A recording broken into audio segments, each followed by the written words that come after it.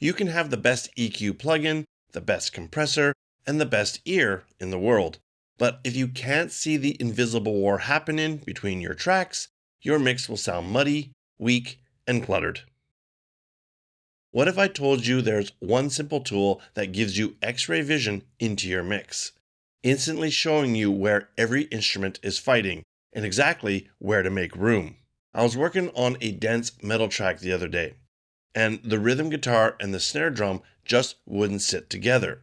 No matter how much I EQ'd the snare, it always disappeared right when the guitars hit. Total masking. I could hear the conflict, but I couldn't isolate the exact frequency band, and it was driving me nuts.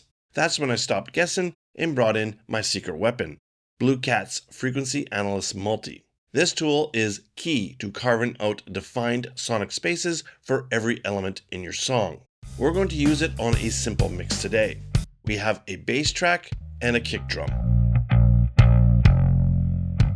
The problem is classic. The kick and the bass are overlapping heavily around 60 to 120 Hz, making the low end feel flabby and undefined.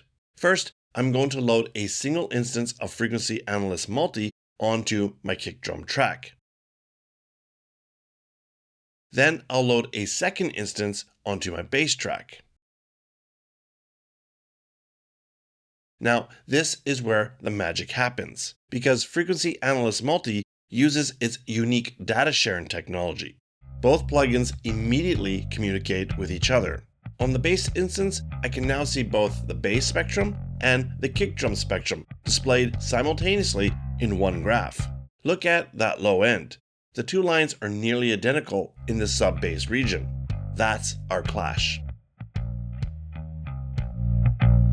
The kick's peak energy is centered right at 60 Hz, and the bass is slightly higher, around 85 Hz.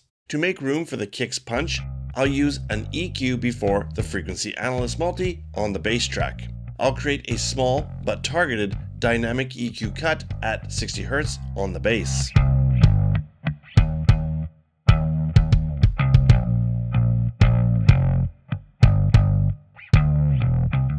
Now watch the graph. As I adjust the cut, the blue line for the bass dips right where the red line for the kick is peaking. We just created a perfect frequency pocket. To check our work, let's use the diff view, or difference view. By selecting the bass and the kick in the diff view, we can see the computed difference between their two spectra, which helps us ensure our cut was sufficient. Now, when we bypass the EQ, listen to the lack of definition.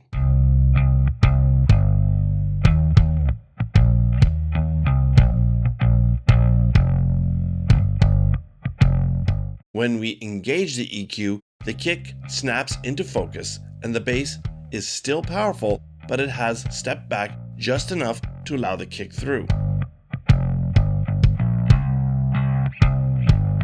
No more guessing. We just confirmed the fix visually. This visualization technique is indispensable for carving out space for vocals, guitars, and pads. Anything that lives in the same range. Remember, the goal of mixing isn't always to make every track sound good in solo. It's to make every track sound good together. Blue Cat's FreqAnalyst Multi allows you to stop fighting with guesswork and start mixing with certainty.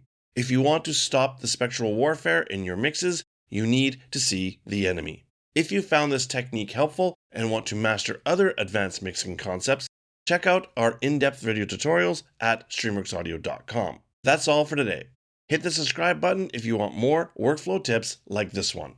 Thanks for watching, and we'll see you in the next one.